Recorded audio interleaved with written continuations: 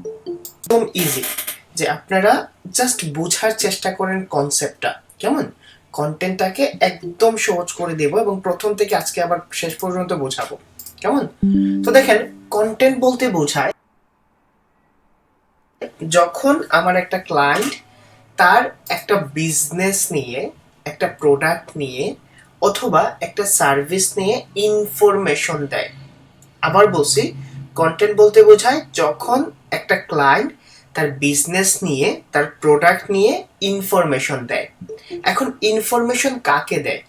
Information সে গুগলকে দিবে, এবং এই গুগলকে ইনফরমেশন দেওয়ার ফলে গুগলের যারা ভিজিটর আছে, যারা গুগলে এসে তার ওই সার্ভিসটা লিখে সার্চ করবে, ধরেন আমি দিলাম হোম প্রপার্টি। এখন এই যে গুগলে যারা এসে সার্চ করবে তারা কিন্তু গুগলের ইউজার, অথবা আমরা বলি ট্রাফিক। এখন এই যে হোম প্রপার্টিটা আছে, এই হোম প্রপার্টি তার ওয়েবসাইটের মধ্যে কন্টেন্ট পাবলিশ করবে টু স্যাটিসফাইড গুগল এবং তার ইউজারকে।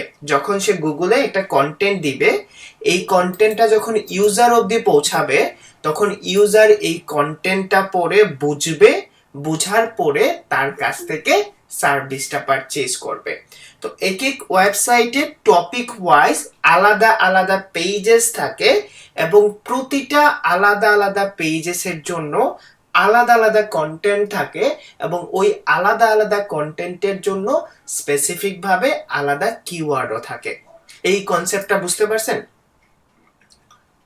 এই কনসেপ্টটা বুঝতে পারছেন? ওকে, এখন চলেন আমি এজ এন এক্সাম্পল হিসেবে আজকে দেখাই দেই। ধরেন হৃদয় ভাই, আমাদের একটা ক্লায়েন্ট আসছে যে সম্পর্ক বিচ্ছেদ করায় বা ডিভোর্স লয়ার ইন লন্ডন, মানে সে ডিভোর্স করায় লন্ডনের মধ্যে। এখন আমি তার জন্য কিছু কিওয়ার্ড বের করে দিলাম, এবং সে এই কিওয়ার্ড গুলা নিয়ে কন্টেন্ট দিল ওয়েবসাইটে। দুইটা কেস হতে পারে। একটা কেস হলো সে যে অলরেডি কন্টেন্টটা পাবলিশ করে দিছে, এই কন্টেন্টটা কোয়ালিটিফুল আছে কিনা এইটা জাজ করার দায়িত্ব একজন এসইও এক্সপার্টের। ইভেন সে যদি নতুন কন্টেন্ট দিতে চায়, তাহলে তার ওই কন্টেন্টে কি কি ফিচার থাকা দরকার, বা কি কি গুণ থাকা দরকার, বা কি কি জিনিসগুলা ইনক্লুড করা দরকার, কিভাবে ইনক্লুড করা দরকার, তা আমরা একজন কন্টেন্ট অ্যানালাইসিস্ট অথবা এসইও এক্সপার্ট হিসেবে সাজেস্ট করি। আমরা কন্টেন্ট রাইট করি না। এই জিনিসটা, কনসেপ্টটা ক্লিয়ার? আমরা কন্টেন্ট রাইট করি না। যদি ক্লায়েন্টের এক্সিস্টিং কন্টেন্ট থাকে, এটা কি র্যাঙ্ক হওয়ার উপযোগী কিনা আমরা এটা বলে দেই, এবং যদি তার কন্টেন্ট না থাকে আমরা বলে দেই যে তোমার এই ধরনের কন্টেন্ট লাগবে। এতটুকু বুঝতে পারছেন আপনারা? চলেন তাহলে আমরা সার্চারি করি। ধরেন এইটা হলো একটা কন্টেন্ট, অলমোস্ট সব ওয়েবসাইটে এইভাবেই কন্টেন্ট থাকবে। তো একটা কন্টেন্টের জন্য সর্বপ্রথম আমাদের আইডেন্টিফাই করতে হয় what is our targeted keyword. প্রথম কি আইডেন্টিফাই করতে হয়? আমাদের টার্গেটেড কিওয়ার্ড কি। তাহলে আমাকে বলেন তো, এই পেজ দেখে আপনারা বুঝতে পারছেন তার টার্গেটেড কিওয়ার্ড কি? এই পেজ দেখে বুঝতে পারছেন? কে কে বুঝতে পারছেন আর কে কে বুঝেন নাই যে তার টার্গেটেড কিওয়ার্ড কি? কে কে বুঝতে পারছেন এই তার টার্গেটেড কিওয়ার্ড কি হতে পারে? ডিভোর্স লয়ার লন্ডন অথবা ডিভোর্স লয়ার লন্ডন অথবা ডিভোর্স লয়ার, এই দুইটা জিনিস থেকে একটা জিনিস হতে পারে। এখন আমি কিছু মানে আনকন্ডিশনাল ওয়েবসাইট আপনাদের দেখাই, যে আপনারা বলবেন যে এইটার টার্গেটেড কিওয়ার্ড কি। ধরেন আমি এখানে দিলাম, মানে কন্টেন্ট দেখে আপনি বুঝতে পারবেন কিনা দেখেন তো, এখানে দেখে বুঝতে পারছেন কিনা যে তার টার্গেটেড কিওয়ার্ডটা কি? বুঝতে পারছেন? তার টার্গেটেড কিওয়ার্ড কি হতে পারে? সো আমাদের প্রথম আইডেন্টিফাই করতে হবে তার টার্গেটেড কিওয়ার্ড কি। প্রথম স্টেপ কন্টেন্টের জন্য, বুঝতে পারছেন? প্রথম স্টেপটা কি? আমাদের আইডেন্টিফাই করতে হবে তার টার্গেটেড কিওয়ার্ডটা কি। এখন তার টার্গেটেড কিওয়ার্ড আইডেন্টিফাই করা শেষ, এখন চলেন আমরা একটা কন্টেন্টে চলে যাই। ধরেন এইটা হলো আমরা এক্সাম্পল কন্টেন্ট হিসেবে নিলাম। এখন আমি যখন একটা কন্টেন্টের মধ্যে প্রথম ইন করি তখন কিন্তু আমি এই কন্টেন্টের এই জিনিসটা দেখি এবং এই জিনিসটাকে বলা হয় ইউআরএল। এবং গুগল বলে যখন তুমি কন্টেন্ট দিবা আমাকে স্যাটিসফাইড করা লাগবে না, কারণ আমি এমনিতেই স্যাটিসফাইড হব যখন আমার ইউজার এসে স্যাটিসফাইড হবে। ইউজার স্যাটিসফ্যাকশন বা ইউজার ফ্রেন্ডলি কন্টেন্ট বলতে কি বোঝায়? যে কন্টেন্টের মধ্যে ইউজারগুলা ইন্টারেস্ট খুঁজে পায়। এখন ধরেন আমার যে ইউটিউব চ্যানেল আছে, আমার ইউটিউব চ্যানেলের ভিডিও লেন্থ গুলা ঘন্টাখানেক হয়ে যায় না? ঘন্টাখানেক হয়ে যায় না? এখন যদি আমার ভিডিওতে এসে 2 মিনিট পরে পরে স্কিপ করে যেত, 2 মিনিট পরে পরে যদি ইউজারগুলা স্কিপ করে চলে যেত, তখন কি আসলেই কি হতো? এটার এঙ্গেজমেন্ট ভালো হতো ইউটিউবের কাছে। ইউটিউবের কিন্তু অ্যালগরিদম আছে, ভালো হইতো? তখন কি আমার ভিডিওটা র্যাঙ্ক করতো বা সে সাজেস্ট করতো অন্যান্য মানুষের কাছে? ঠিক একইভাবে যদি একটা কন্টেন্টে একটা ইউজার টাইম স্পেন্ড না করে, একজন ইউজার একটা কন্টেন্ট, হোক সেটা ভিডিও, হোক সেটা টেক্সট কন্টেন্ট, হোক সেটা ইমেজ, যতটুকু সময় স্পেন্ড করে ততটুকু সময়কে বলা হয় এঙ্গেজমেন্ট। আজিজুল ভাই, এটা আমার সমস্যা না রে ভাই, এটা আপনার নেটওয়ার্কের সমস্যা। বিকজ আমার নেটওয়ার্ক, আমার পিসি, আমার সাউন্ড এভরিথিং চেক করে আমি ক্লাসে আসছি, বুঝছেন? আপনার কিসের সমস্যা ভাই? আপনার নেটওয়ার্কের সমস্যা। সো এঙ্গেজমেন্ট জিনিসটা বুঝতে পারছেন? একজন ইউজার একটা কন্টেন্টের মধ্যে কতটুকু সময় স্পেন্ড করবে।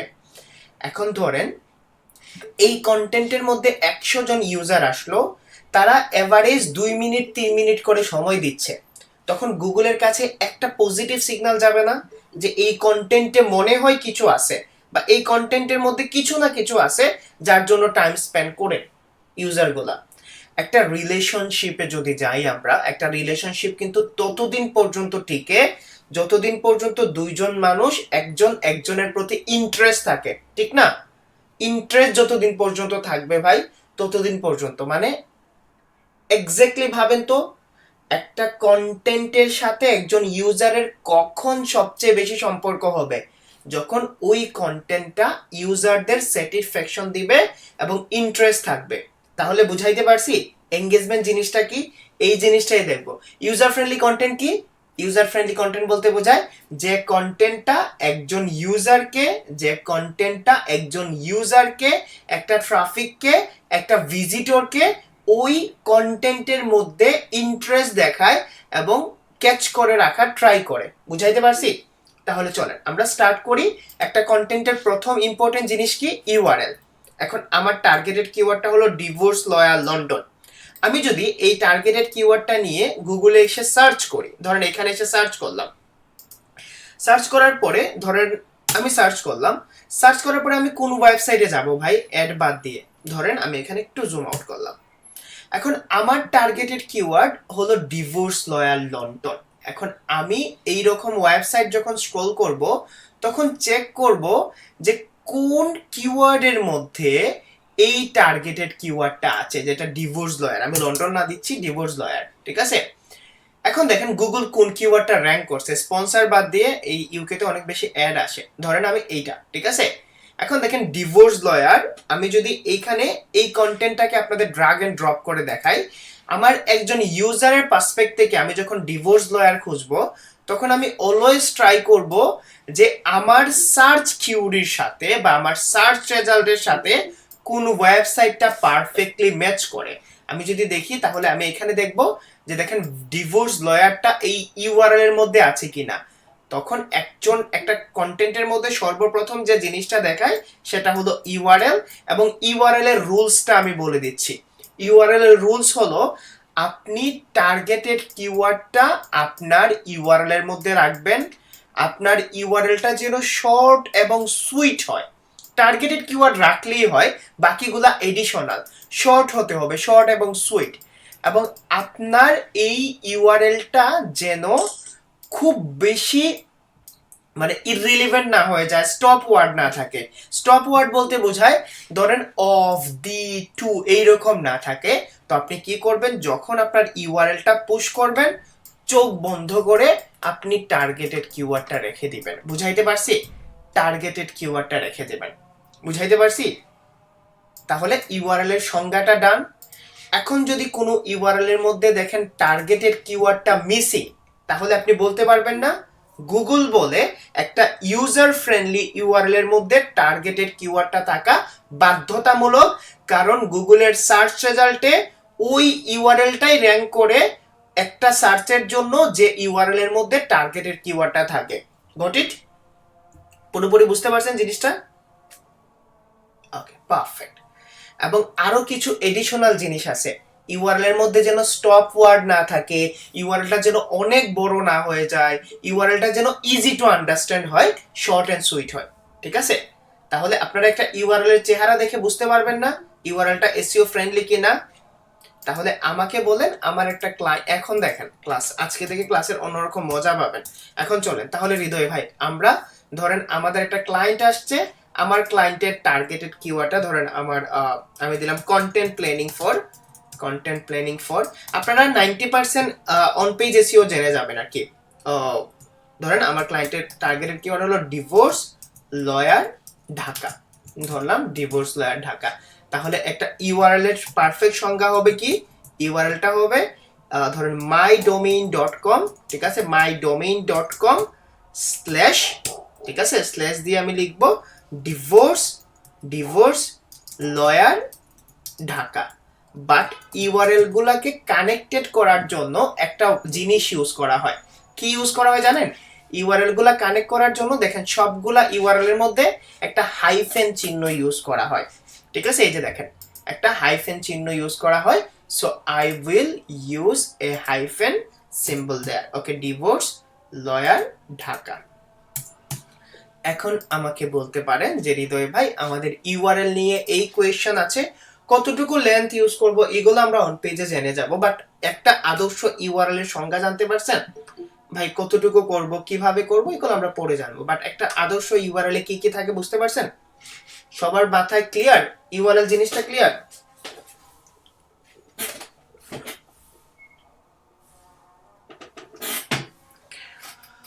ওকে, এখন আমরা ইউজ করব হলো তার সেকেন্ড যে ইম্পর্টেন্ট জিনিস। একজন ইউজার যখন একটা ওয়েবসাইটে ঢোকে তখন তার টাইটেলটা দেখে। আমরা আপাতত ধরে নেই তার টাইটেলটা হলো এইটা, অথবা আপনি যদি মাউসটাকে এই জায়গায় এনে ছেড়ে দেন তখনও কিন্তু আপনি টাইটেল দেখতে পারবেন। তো আমরা আপাতত টাইটেল হিসেবে এইটাই ধরি, যে এইখানে যেটা থাকে আমরা আপাতত এইটাকে টাইটেল হিসেবে ধরি। ঠিক আছে, এইখানে যেটা থাকে এটা হলো টাইটেল।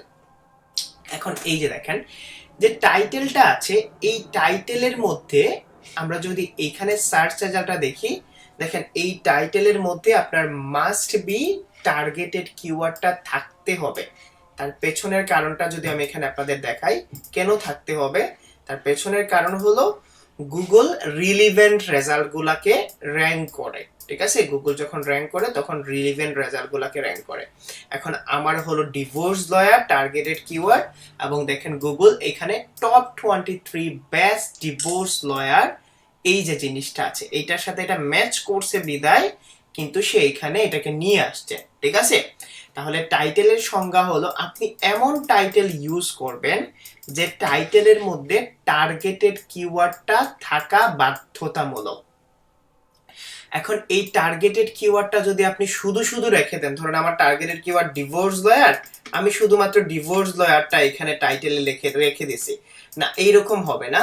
আপনি একটা মিনিংফুল সেন্টেন্স রাখবেন, মিনিংফুল সেন্টেন্স, এবং এই মিনিংফুল সেন্টেন্সের মধ্যে আপনি চেষ্টা করবেন আপনি ক্লিক ভর্তি, ঠিক আছে, ক্লিকাবল টাইটেল, মানে যে টাইটেল দেখার পরে মানুষগুলা ক্লিক করবে এইরকম টাইটেল রাখবেন। তো তার জন্য আপনি কি করবেন, আপনার টার্গেটেড কিওয়ার্ডের সাথে মডিফায়ার ইউজ করবেন। ঠিক আছে, মডিফায়ার। এখন ভাই মডিফায়ার জিনিসটা তো বুঝি না। মডিফায়ার বলতে বোঝায় যে যে জিনিসটা আপনার টার্গেটেড কিওয়ার্ডকে এক্সট্রা প্রায়োরিটি দিবে, অনেকটা এইরকম আর কি। ধরেন আপনার টার্গেটেড কিওয়ার্ডটা হলো ভালোবাসি, ঠিক আছে, আপনার টার্গেটেড কিওয়ার্ড হলো ভালোবাসি। এখন আপনি একটা মেয়েকে বলছেন যে আমি তোমাকে ভালোবাসি, ঠিক আছে, এটা একটা পান্তাবাদ টাইটেল হয়ে গেল। ঠিক আছে? এখন আপনি যদি বলেন আমি তোমাকে কলিজার থেকে বেশি ভালোবাসি, ঠিক আছে, আমি তোমাকে প্রচন্ড পরিমাণ ভালোবাসি, আমি তোমাকে ভালোবাসার মতো করেই ভালোবাসি, আমি তোমাকে সবচেয়ে বেশি ভালোবাসি, তাহলে মডিফায়ার হয়েছে না? মডিফায়ার হয়েছে না? This is call modifier. Hriday ভাই মডিফায়ার জিনিসটার লিস্ট কোথায় পাবো? আপনি যদি এখানে লিখেন মডিফায়ার লিস্ট, ঠিক আছে, মডিফায়ার লিস্ট আপনি এখানে পেয়ে যাবেন, ঠিক আছে, এখানে পেয়ে যাবেন। অনেক ধরনের মডিফায়ার আছে রে ভাই, এগুলো আপনাদের জানতে হবে না, বাট জেনে রাখেন। তো মডিফায়ার লিস্ট দেখে নেবেন যে এডিকটিভ, এডিটিভ, বেস্ট, টেস্ট এগুলো আছে, বেস্ট, পারফেক্ট, এইরকম। ধরেন আমি এখানে দিলাম best, best is a modifier. তো আপনি এরকম ভাবে ইউজ করতে পারেন, অথবা আপনার যে টাইটেলটা সুন্দর লাগে। তো এখন বলেন আমার টার্গেটেড কিওয়ার্ডটা হলো ডিভোর্স লয়ার ঢাকা, তাহলে আপনার টার্গেটেড কিওয়ার্ড কি হবে? টার্গেটেড কিওয়ার্ড কি হবে? এখানে টার্গেটেড কিওয়ার্ড বুঝতে পারছেন না? কে কে এখানে টার্গেটেড কিওয়ার্ড বুঝতে পারছে বলেন তো? টার্গেটেড কিওয়ার্ড কে কে বুঝতে পারছেন এখানে? এই যে দেখছেন, advance SEO expert in Bangladesh, কেমন? SEO expert in Bangladesh. চলেন তো আমার ওয়েবসাইট চেক করে নেই আজকে, advance SEO expert in Bangladesh, SEO expert in Bangladesh.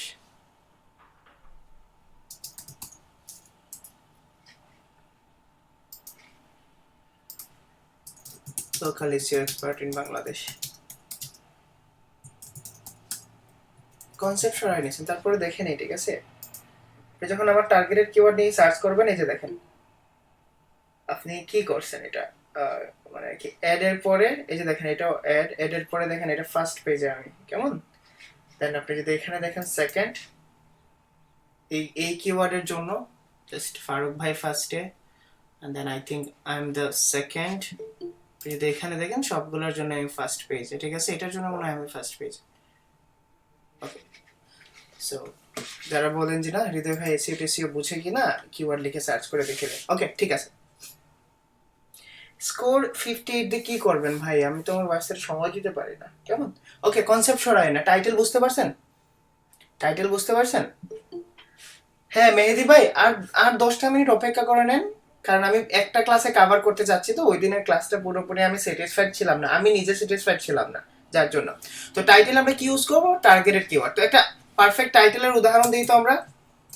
টাইটেলের উদাহরণ হলো যে ধরেন ডিভোর্স লয়ার, তো আমি এখানে লিখলাম যে অ্যাফোর্ডেবল, ঠিক আছে, affordable divorce lawyer, lawyer in Dhaka, ঠিক আছে। দেন আপনার যে ডিভোর্স লয়ারের নাম আছে, ধরেন ডিভোর্স লয়ারের নাম দিলেন এমডি মাসুদ, ঠিক আছে।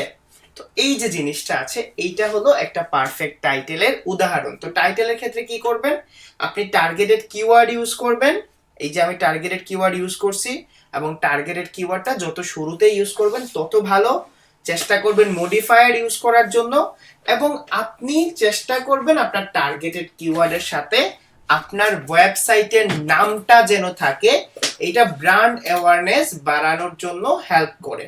বুঝাইতে পারছি টাইটেল সম্পর্কে? টাইটেল সম্পর্কে বুঝাইতে পারছি? ওকে, তারপরে যে জিনিসটা আসে সেটা হলো আপনার মেটা ডেসক্রিপশন। তো মেটা ডেসক্রিপশনটা কোনটা, অথবা মেটা ডেসক্রিপশন কি? মেটা ডেসক্রিপশন বলতে বোঝায় যখন আপনি আপনার ওয়েবসাইটটা গুগলে সার্চ করবেন, অথবা একটা কিওয়ার্ড লিখে সার্চ করবেন, গুগল পিক করে, ঠিক আছে, গুগল আপনার পুরো ওয়েবসাইট থেকে 2টা লাইনের মতো পিক করে। আগে আমরা মেটা ডেসক্রিপশন নিজে দিতে পারতাম, ঠিক আছে, আমরা মেটা ডেসক্রিপশন গুলা নিজে দিতে পারতাম, বাট এখন গুগল নিজে এটাকে পিক করে। এখন এই যে গুগল গুলা যে পিক করে মেটা ডেসক্রিপশন, তো আপনার এখানে আসলে কিছু করার নাই, তারপরেও আমরা এখানে মেটা ডেসক্রিপশন দিতে পারি। তো মেটা ডেসক্রিপশন দিলে হয় কি, আপনি আপনার টার্গেটেড কিওয়ার্ডটা মেটা ডেসক্রিপশনের মধ্যে রাখবেন। এই মেটা ডেসক্রিপশনটার জন্য আমরা এক্সট্রা একটা অ্যাক্টিভিটিস করব, বা এক্সট্রা একটা ট্রিক্স ইউজ করব। যে ট্রিক্সটা হলো আমরা এখানে ইন্ট্রো ইউজ করব, ঠিক আছে, কারণ গুগল ম্যাক্সিমাম সময় আপনার ইন্ট্রো থেকেই মেটা ডেসক্রিপশনটাকে পিক করে নেয়, তাহলে মেটার ইন্ট্রোটাকে আপাতত একই ধরে নেয়।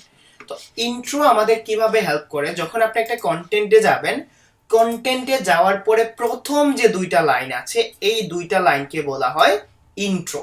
তো আপনি চেষ্টা করবেন আপনার ক্লায়েন্টের টার্গেটেড কিওয়ার্ডটা যেন আপনার প্রথম 150 ওয়ার্ড অথবা 2টা লাইনের মধ্যে থাকে। তাহলে কি হবে, একজন ইউজার যখন দেখবেন আপনার ইউআরএল এর মধ্যে টার্গেটেড কিওয়ার্ড আছে, টাইটেলের মধ্যে টার্গেটেড কিওয়ার্ড আছে এবং আপনার ইন্ট্রোর মধ্যেও টার্গেটেড কিওয়ার্ড আছে, এইটা আপনার কন্টেন্টকে আরো বেশি ইউজার ফ্রেন্ডলি করবে এবং আপনার কন্টেন্ট একটা পারফেক্ট ওভারভিউ পাবে, একটা পারফেক্ট অথরিটি পাবে, একটা ভালো এঙ্গেজমেন্ট পাবে। এই তিনটা জিনিস বুঝাইতে পারছি?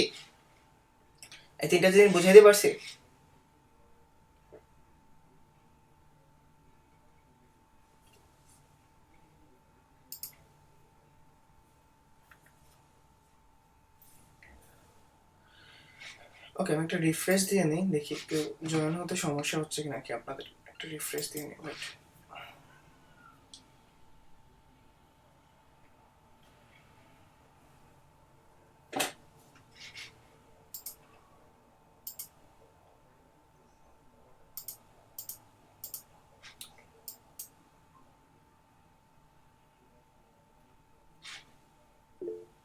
আরে কি হয় জানেন, যে সবাই কি করে আর কি, ওই যে দেখা দেখি অ্যাডমিশন নিয়ে নেয়, তারপরে আর পরবর্তী তার খোঁজ পাওয়া যায় না। আপনারা দিন শেষে 70-80 জনই টিকে থাকবেন, কেমন? যারা এই ফ্রিল্যান্সিং গুলা এরকমই হয়, কেমন? যারা ধরে রাখতে পারে দিন শেষে তারা 100% সফল হয়, ঠিক আছে? যারা ধরে রাখতে পারে তারা 100% সফল হয়। ওকে, চলেন আমরা নেক্সট টপিক্সে যাই। নেক্সট টপিক্স হলো আমরা কি করব, আমাদের ইউআরএল, টাইটেল এবং মেটা ডেসক্রিপশন জিনিসগুলা ডান, এবং এই জিনিসগুলা হলো আপনি পরবর্তীতে যে নেক্সট যে টপিকস দেখবেন সেটা হলো আপনার কন্টেন্টের হেডিং ট্যাগ গুলা কি কি আছে এবং হেডিং ট্যাগ জিনিসটা মূলত কি। আপনি যখন আপনার একটা কন্টেন্ট চেক করবেন, আপনাদের যাদের রিসোর্স ভিডিও দিয়েছি ওইখানে অনেক ভালো করে বুঝাইছি, আজকে আমি জাস্ট কন্টেন্ট দিয়ে দেখাই দিচ্ছি। এই যে দেখেন আপনার কন্টেন্টের এইখানে দেখেন কিছু লেখা আছে, অনেক বড় বড় ওয়ার্ডে লিখছে, এখানে দেখেন কিছু লেখা আছে যারা বড় বড় ওয়ার্ডে লিখছে, এবং এইখানে দেখেন একদম ছোট ছোট ওয়ার্ডে লেখা। পাশাপাশি আপনি যদি দেখেন এখানে নর্মাল টেক্সটে লেখা, এবং এইখানে একটা জিনিস আছে যেটা তারা বড় বড় টেক্সটে লিখছে, এবং এইখানে দেখেন বড় বড় টেক্সটে লিখছে। এই যে জিনিসগুলো আছে এই জিনিসগুলোকে মূলত বলা হয় হেডিং ট্যাগ। এখন হেডিং ট্যাগটা কিভাবে অপটিমাইজ করতে হয় হৃদয় ভাই, একটু বুঝায় বলেন। হেডিং ট্যাগটা আপনি সবসময় দেখবেন যে আপনার যে টপিকস আছে এই টপিকসটা হলো একটা স্টোরির মতো, কেমন? ধরেন আপনার ডিভোর্স লয়ারটা আপনি যদি থিঙ্ক করেন, তাহলে এই ডিভোর্স লয়ার নিয়ে যখন আপনি কন্টেন্ট দিবেন তখন মূলত আপনি একটা স্টোরি বলতেছেন যে ডিভোর্স লয়ার মূলত কি, ঠিক আছে? ডিভোর্স লয়ার কি, ডিভোর্স লয়ার কেন, ডিভোর্স লয়ারের দায়িত্ব কি থাকে, কেন আপনার ডিভোর্স লয়ার দরকার, এবং আপনার ডিভোর্স লয়ার মানে একজন ডিভোর্স লয়ার আপনাকে কি কি ফ্যাসিলিটিস এনে দিতে পারে। এই যে স্টোরিটা আছে এই স্টোরিগুলাকে ডিভাইড করার জন্য, এই স্টোরিগুলাকে আলাদাভাবে প্রাণ দেওয়ার জন্য কিছু হেডিং ট্যাগ বা শিরোনাম ইউজ করা হয়, আমরা যেগুলাকে বলি হেডিং ট্যাগ। তো হেডিং ট্যাগ মূলত হয় 6টা, যেটা H1 থেকে শুরু হয়ে H6 এ গিয়ে শেষ হয়, এবং সবচেয়ে ইম্পর্টেন্ট হেডিং ট্যাগ হলো H1। তার কারণটা হলো এই যে দেখেন 1 2 3 4 এইভাবে হিসাব ধরলে H1 হলো অনেক ইম্পর্টেন্ট হেডিং ট্যাগ, এবং আপনি শুধুমাত্র আপনার একটা কন্টেন্টে একবারই H1 ট্যাগ ইউজ করতে পারবেন, এবং বাকি যে H2 থেকে H6 পর্যন্ত আছে আপনার ইচ্ছা মতো আপনি ইউজ করতে পারবেন। আপনি চাইলে 2টা H2, 3টা H3, 3টা H4, 3টা H5, 3টা H6 ইউজ করতে পারবেন, কোনো বাধা ধরা নিয়ম নাই। তবে এই হেডিং ট্যাগগুলো ইউজ করার ক্ষেত্রে আপনি মানে যে জিনিসগুলো মাথায় রাখবেন যে আপনার কন্টেন্টের হেডিং ট্যাগগুলোতে রিলেভেন্ট কিওয়ার্ডগুলো আছে কিনা, ঠিক আছে? H1 এ আপনি আপনার টার্গেটেড কিওয়ার্ড রাখবেন, এবং H2 থেকে H6 পর্যন্ত দেখবেন আপনার রিলেভেন্ট কিওয়ার্ডগুলা প্লেস আছে কিনা। তার কারণ হলো একটা গুগল যখন ক্রল করে বা একটা ওয়েবসাইটে যখন একটা গুগলের রোবট আসে অথবা একজন ইউজার আসে, তার চোখ কিন্তু সবসময় বড় বড় টেক্সটগুলোর মধ্যে পড়ে, এবং এইগুলা আপনাকে, ঠিক আছে, এগুলো আপনাকে হেল্প করে যেন আপনি সরি, আমি আমার ক্লায়েন্টটাকে একটা রেসপন্স করে নেই ভাই, সরি।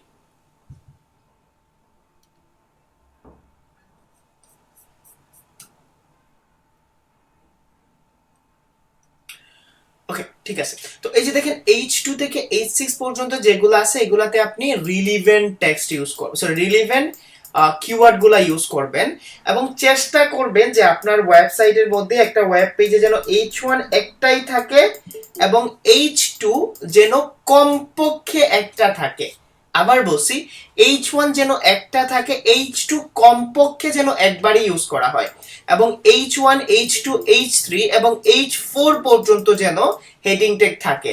ডাজন্ট ম্যাটার আপনি যদি H1 থেকে H6 পর্যন্ত ইউজ করতে পারেন, ওকে, বাট এটা হলো মিনিমাম রিকোয়ারমেন্টস। আমি কি বুঝাইতে পারছি যে হেডিং ট্যাগ জিনিসগুলা কি? এখন আপনারা প্রশ্ন করছিলেন না যে ভাই আমরা রিলিভেন্ট কিওয়ার্ড গুলা কই ইউজ করব? রিলিভেন্ট কিওয়ার্ড গুলা কই ইউজ করব? রিলিভেন্ট কিওয়ার্ড গুলা কন্টেন্টের এইখানে ইউজ করা হয়। ওকে, ক্লায়েন্টের একটা এই যে দেখেন একটা কাজ দেখাই দিয়ে আমারে বলছে যে লগ আউট হওয়ার জন্য। দেখছেন এই কাজটা? আমারে সে প্রোডাক্টের ইউআরএল দিছে, আমি তাকে বলে দিছি তার ইউআরএল কি হবে, তার কিওয়ার্ড গুলা কি হবে, তার ইমেজ অল্টারনেটিভ ট্যাগ কি হবে, তার টাইটেল কি হবে, তার মেটা ডেসক্রিপশন কি হবে, এইটাই কাজ। দেখছেন? সো একটা এক্সাম্পল এখানে দিয়ে দিই আমি লগ আউট হওয়ার আগে। এই যে দেখেন তার প্রোডাক্টের নাম হলো AIA পফ। তো আমি তার প্রোডাক্টের ইউআরএল এর মধ্যে এই যে দেখেন শুধুমাত্র টার্গেটেড কিওয়ার্ড রাখছি, তার কিওয়ার্ড গুলো AIA পফ এবং তার রিলিভেন্ট কিওয়ার্ড গুলো সাজেস্ট করছি, এবং দেখেন তার ইমেজ অল্টারনেটিভ ট্যাগের মধ্যেও আমি টার্গেটেড কিওয়ার্ড ইউজ করছি, একটা লাইন ইউজ করছি, পেজ টাইটেলের মধ্যেও দেখেন একটা টার্গেটেড কিওয়ার্ড লাইন ইউজ করছি, এবং মেটা ডেসক্রিপশনের মধ্যে 194 ওয়ার্ডের একটা মেটা ডেসক্রিপশন এবং তার টার্গেটেড কিওয়ার্ডটা ইউজ করছি। Just this is the game ভাই, it's the game of targeted keyword. আপনাকে টার্গেটেড কিওয়ার্ড নিয়েই গেমটা খেলতে হবে, ইম্পর্টেন্ট যে পার্টগুলো আছে এগুলাতে টার্গেটেড কিওয়ার্ড রাখতে হবে। বুঝাইতে পারছি জিনিসটা? কে কে বুঝতে পারছেন, কে কে বুঝেন নাই হেডিং ট্যাগ পর্যন্ত? But heading tag is not so much important, আপনার টাইটেল ইউআরএল মেটা ডেসক্রিপশন গুলাই ইম্পর্টেন্ট কি করে।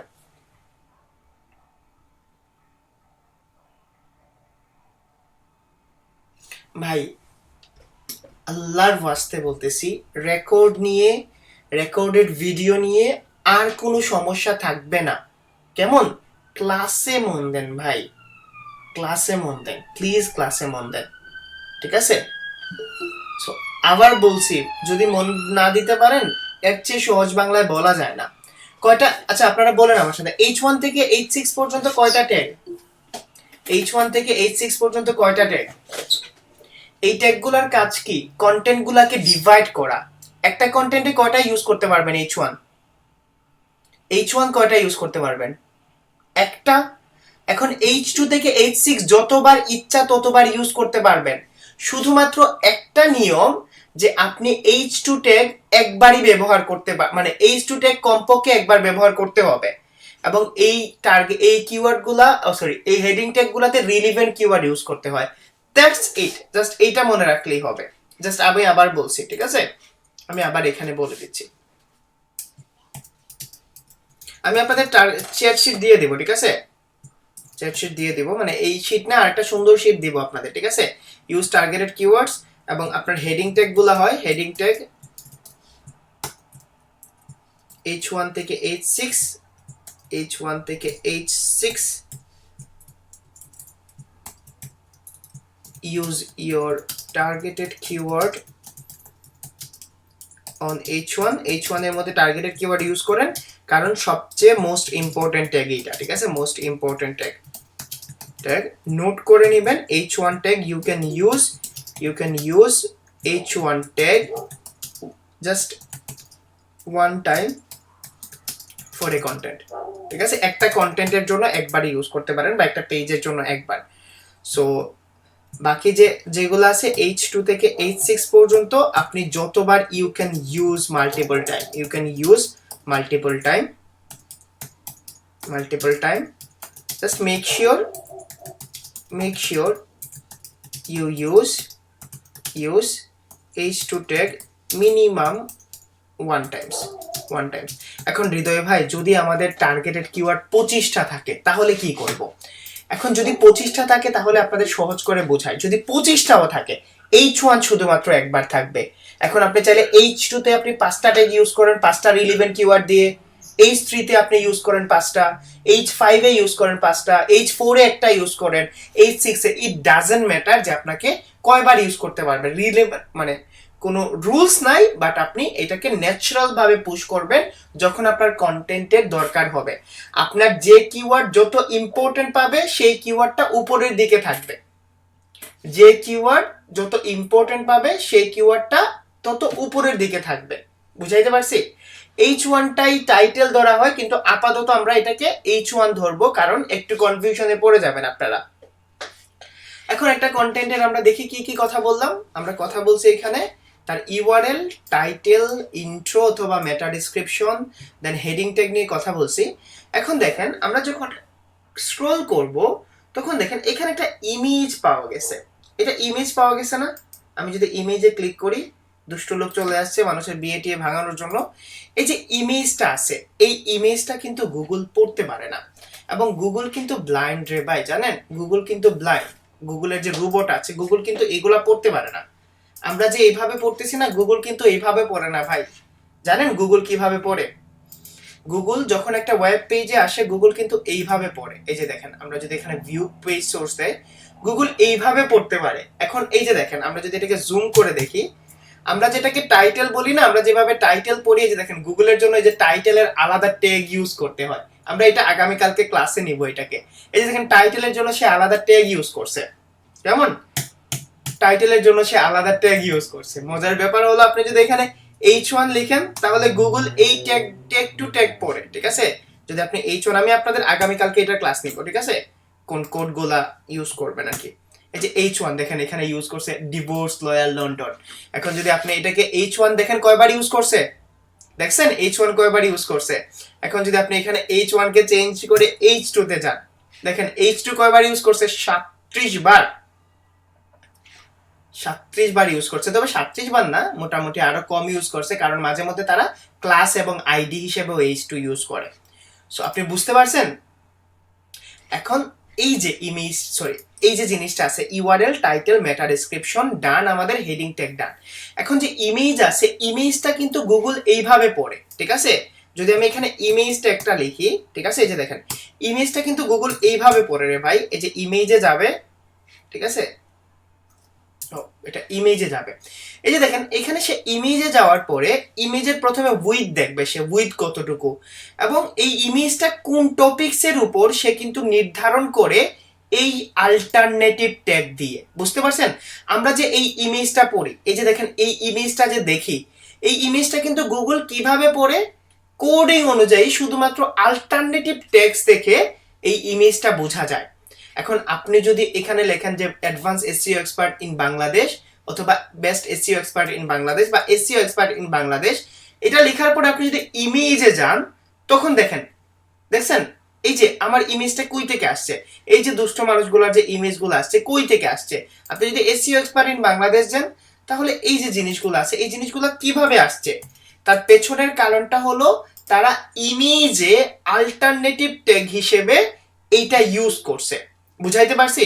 এখন যদি আপনি গুগলকে বলেন যে হৃদয় চৌধুরীকে, ঠিক আছে, জাস্ট হৃদয় চৌধুরী লিখে সার্চ করেন গুগলে। এখন হৃদয় চৌধুরী লিখে যদি সার্চ করেন, গুগল কিন্তু হৃদয় চৌধুরীকে চিনে না। নাকি গুগল হৃদয় চৌধুরীকে চিনে? গুগল কি হৃদয় চৌধুরীকে চিনে বা জুবায়েরকে চিনে, সুজনকে চিনে? গুগল আইডেন্টিফাই করে অল্টারনেটিভ ট্যাগস দিয়ে। তো আপনার কিন্তু ইমেজগুলাও র্যাঙ্ক করে, বুঝছেন? ইমেজগুলাও কিন্তু র্যাঙ্ক করে। তো আমরা ইমেজে কি ইউজ করব? যখন আমরা ইমেজ ইউজ করব, তখন ইমেজে অল্টারনেটিভ টেক্সট ইউজ করব, এবং এই অল্টারনেটিভ টেক্সট টার্গেটেড কিওয়ার্ড হোক, রিলেভেন্ট কিওয়ার্ড হোক, ইমেজ রিলেটেড কিওয়ার্ড, ঠিক আছে, ইমেজ রিলেটেড কিওয়ার্ড ইউজ করব। তাহলে আমরা ইমেজে যখন এসইও করব বা ইমেজ যখন অপটিমাইজেশন করব, তখন আমরা ইমেজের অল্টারনেটিভ ট্যাগ ইউজ করব। এখন হৃদয় ভাই একটা প্রশ্ন আসতেছে, আপনি ইউআরএল বলছেন, টাইটেল বলছেন, মেটা ডেসক্রিপশন বলছেন, হেডিং ট্যাগ বলছেন, এগুলো আমরা কোথায় সলভ করব? প্রশ্ন এটা না? সলভটা করব কোথায় ভাই? সলভটা গিয়ে করতে হয় একটা কন্টেন্ট যখন অপটিমাইজ করবেন, এই কন্টেন্ট অপটিমাইজেশনটাকে বলা হয় অন পেজ এসইও। এখন আপনাকে প্রবলেম সলভ করার জন্য কিন্তু আগে প্রবলেমটা বুঝতে হবে, ঠিক না?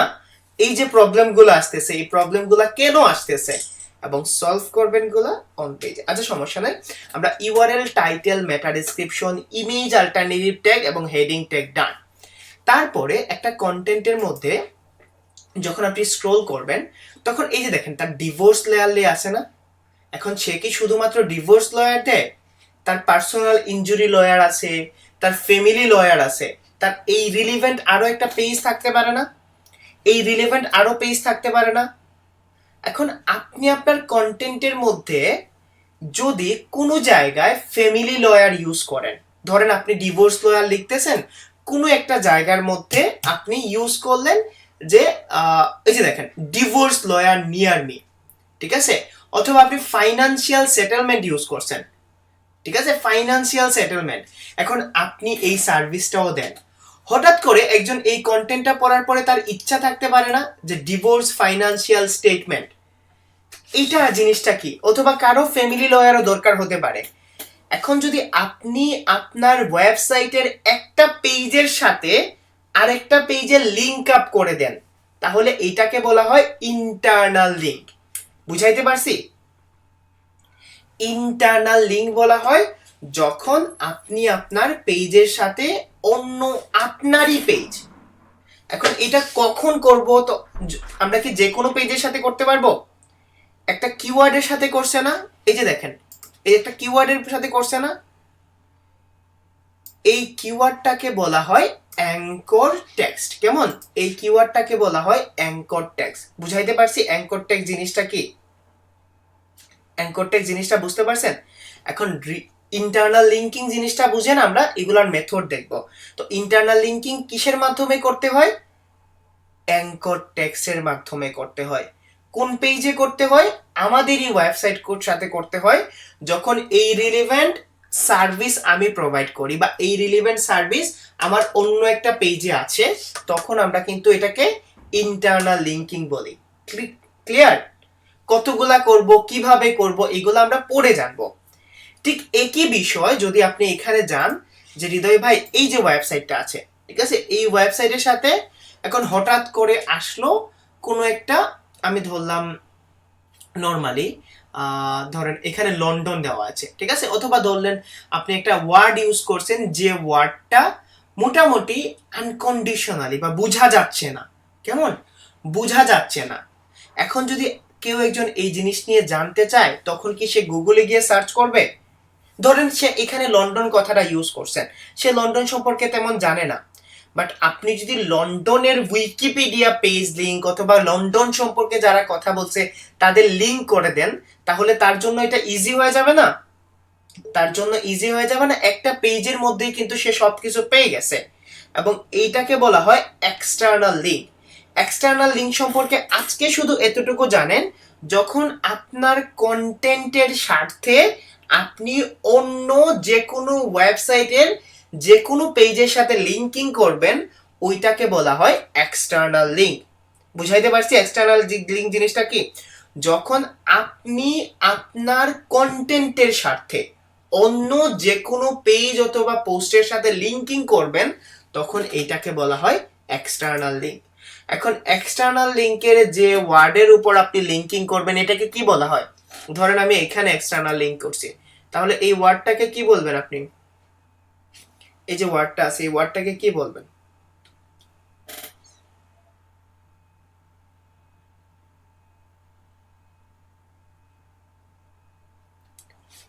Anchor text. ভেরি গুড, ঠিক আছে, অ্যাঙ্কর টেক্সট। এতটুকু বুঝতে পারছেন? তাহলে একটা কন্টেন্টে আমরা একটু শুধু মানে একটু তাড়াতাড়ি র্যাপিং করে নেই কি কি থাকে। একটা কন্টেন্টে প্রথম থাকে হলো ইউআরএল, ইউআরএল এর মধ্যে টার্গেটেড কিওয়ার্ডটা রাখতে হয়। তারপর একটা কন্টেন্টের মধ্যে যে জিনিসটা থাকে এটা হলো টাইটেল। তারপরে থাকে হলো একটা কন্টেন্টের মধ্যে ইন্ট্রো অথবা মেটা ডেসক্রিপশন। তারপরে থাকে হলো হেডিং ট্যাগগুলা। তারপরে ইন্টারনাল এক্সটার্নাল লিংক থাকে, ইমেজ থাকতে পারে যেটাকে আমরা ভিজুয়াল কন্টেন্ট বলবো, এবং আপনার একটা কন্টেন্টের মধ্যে ইন্টারনাল এক্সটার্নাল লিংকও থাকতে পারে। তো এইগুলা ছিল একটা কন্টেন্টের স্ট্রাকচার।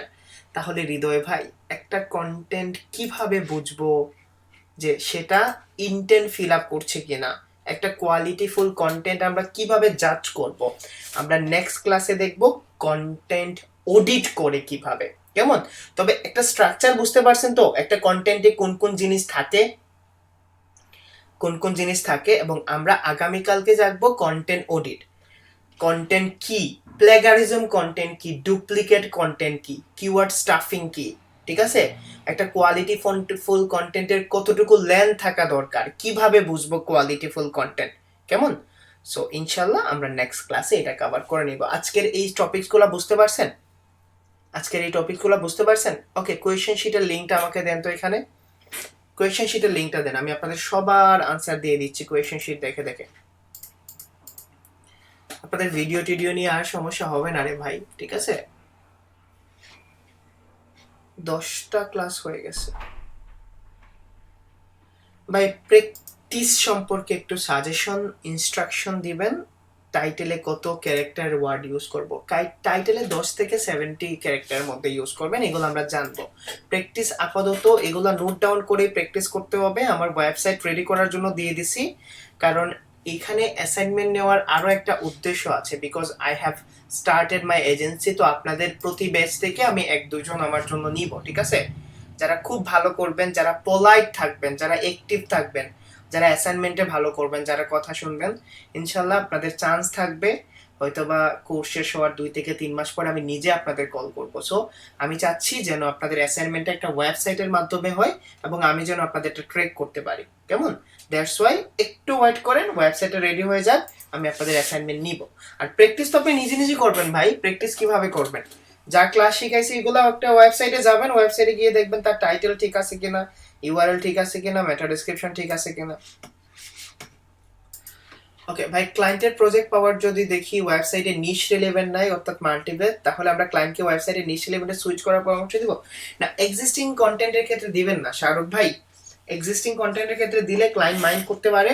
তো আমরা যদি নতুন ওয়েবসাইট হয় তখন, তবে ক্লায়েন্টকে বুঝাবেন যে মাল্টি নিশ ওয়েবসাইট কি, আপনার ওয়েবসাইটটা র্যাঙ্ক করতে হয়তো কিছু সময় লাগতে পারে, এক্সট্রা সময়, বিকজ আপনার ওয়েবসাইটটা একটা নিশকে কভার করছে না। একটা ওয়েবসাইটের প্রতিটা পেজের জন্য কিওয়ার্ড রিসার্চ করতে হয়, তবে তারপর সেই পেজের জন্য কিভাবে মেইন কিওয়ার্ড সিলেক্ট করব। ফাহাদ ভাই, ক্লাসগুলো মনোযোগ দিতে হবে রে ভাই। প্রতিটা কিওয়ার্ড পেজের জন্য আলাদা টার্গেটেড কিওয়ার্ড থাকবে, আপনার ক্লায়েন্টও বলে দিতে পারবে। আজকের ক্লাসে আমিও বলে দিয়েছি কিভাবে বের করবেন, ঠিক আছে? সো একটা পেজের জন্য মেইন কিওয়ার্ড সিলেক্ট করবেন, ক্লায়েন্ট বলে দিবে, অথবা আপনি নিজে নিজে বের করবেন। কিওয়ার্ড রিসার্চের লাইভ প্রজেক্টটা দেখালে ভালো হতো, লাইভলি দেখাইছি ভাই। আমরা গত ক্লাসে চেষ্টা করে জয়েন হতে পারি নাই। কিওয়ার্ড রিসার্চের অ্যাসাইনমেন্ট দেওয়ার কথা ছিল, আপডেট দিবেন, দিয়ে দিছি। ইএটি ইএনটি এর মিনিংটা হলো অথরিটিভনেস বলতে বোঝায়, মানে একটা কন্টেন্টের উপর যখন আপনি একই রিলেভেন্ট কন্টেন্ট দিবেন, তখন ওই কন্টেন্টটা উপর আপনার অথরিটি থাকবে। আপনি ওই কন্টেন্টে যে পারফেক্ট, আপনি ওই কন্টেন্টে যে আপনার এক্সপার্টিস আছে, এটার জন্য আপনার অথরিটি বাড়বে। হ্যাঁ, কিওয়ার্ড চেঞ্জ করতে পারবেন। এখন নাড়াচাড়া করতেছেন কেন? আপনাদের যে এত সুন্দর করে ম্যানেজ করে দিচ্ছি, এখন কেন নাড়াচাড়া করতেছেন? 24 আওয়ার থাকে, ক্লাস শেষ হওয়ার পরে 24 আওয়ার এই কোয়েশ্চেন শিটটা থাকে। ভিডিও যখন দেখবেন তখন কোয়েশ্চেন করলেই তো হয়। এখন এসে আপনারা নাড়াচাড়া করতেছেন। Sorry for irrelevant class question. আমি গত ক্লাসে একটা সমস্যার জন্য অ্যাবসেন্ট ছিলাম। ইএট এর full meaning and ranking effort সম্পর্কে একটু বলবেন, ভিডিও দেখে নেবেন। মেটা ডেসক্রিপশনের ক্লায়েন্টের আগে থেকে দিয়ে দেবে। আর এআই কন্টেন্ট সম্পর্কে আমরা আগামী কালকের ক্লাসে কথা বলবো। ব্লগ সাইটের, ই কমার্স সাইটের জন্য কিভাবে কিওয়ার্ড রিসার্চ করব, সেম ওয়েতেই করবেন। কেন একটা ভাই, কেন একটা ভিডিওতে আপনি টাইটেল ইউআর রেগুলার ক্যারেক্টারের কথা বলেছেন, কিন্তু লাস্টে পিক্সেলের কথা বলছেন? দুইটা একই আছেন ভাই। মাল্টি নিশের পিবিএন নিশ সাইটের ডিফারেন্টটা বুঝিনি, ক্লাস দেখেছি আবার, কিন্তু আমার কাছে সেমই মনে হচ্ছে। মাল্টি নিশ 2 থেকে 3টা থাকবে, আর পিবিএন হলো যত ইচ্ছা থাকবে, 10 থেকে 15টা থাকতে পারে। প্র্যাকটিস করার জন্য ডোমেইন যদি টাকা থাকে তাহলে আপনি .com ডোমেইন নেন, আর যদি টাকা না থাকে তাহলে ফ্রিতে ট্রাই করতে পারবেন। রুবেল ভাই, আমরা তো কম্পিউটার অ্যানালাইসিস শিখলাম, কিন্তু অ্যানালাইসিস করে কিভাবে ক্লায়েন্টকে রিপোর্ট দিবেন? কম্পিউটার অ্যানালাইসিস এখনো শিখেন নাই ভাই, আরো অনেক দেরি আছে কম্পিউটার অ্যানালাইসিস শেখার জন্য। কেমন? আরো অনেক দেরি আছে কম্পিউটার অ্যানালাইসিস শেখার জন্য। ওকে, ঠিক আছে, তাহলে আজকের এই ক্লাসগুলোর প্রতিটা জিনিস নোট ডাউন করে নেবেন।